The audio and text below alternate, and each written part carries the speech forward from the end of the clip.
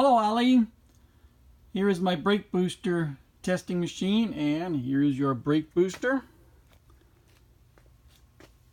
I had to replace the large vacuum diaphragm.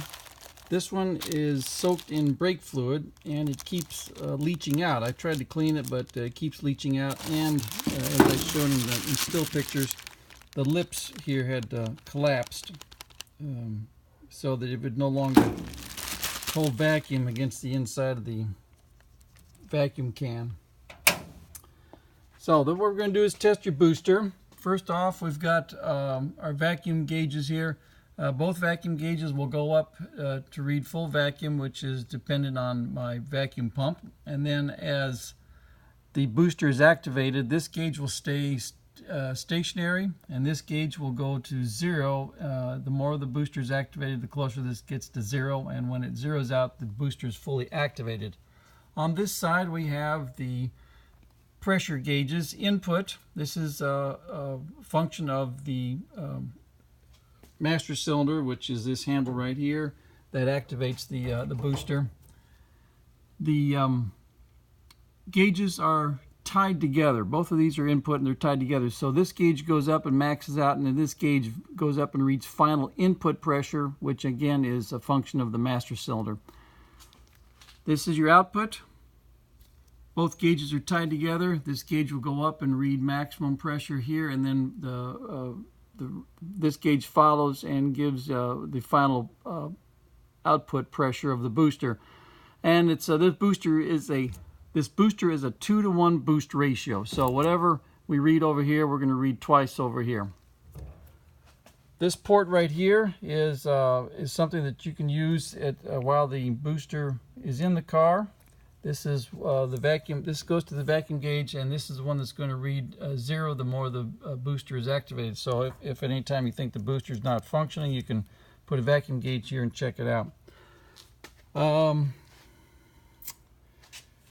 You don't need to bleed the booster at this point, but this is for bleeding purposes. Start here and bleeding the system, then end here in terms of bleeding the system. Natural finish here. All the steel parts are CAD plated silver. These are black oxide in terms of the black. So let's start first of all by simply activating the booster without the vacuum.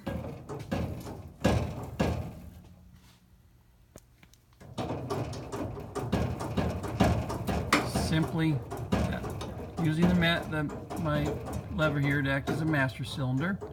And what we're going to do is we're going to get up to 350 here, 350 here, and a little over 300 here, and that simply checks and tests that our gauges are pretty close to synchronized.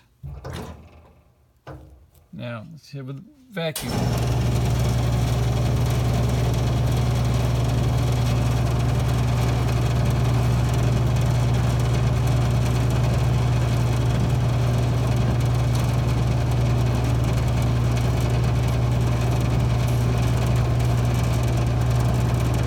Fully activated. Come over here. Maximum 350, and let's see, there's 600, 750.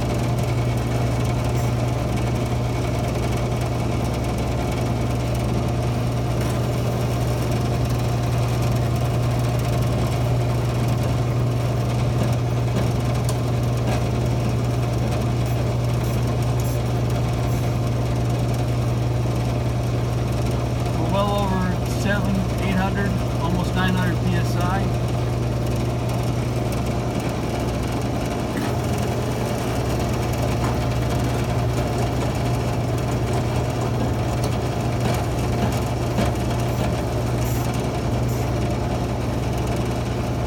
Looking good. Full activation. We come down here and we're going to start checking around the booster, looking for any leaks or seepage. That's a little seepage from my fitting. That's nothing to worry about.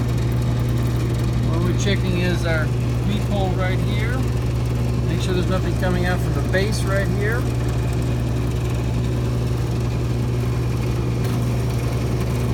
Cycle it again.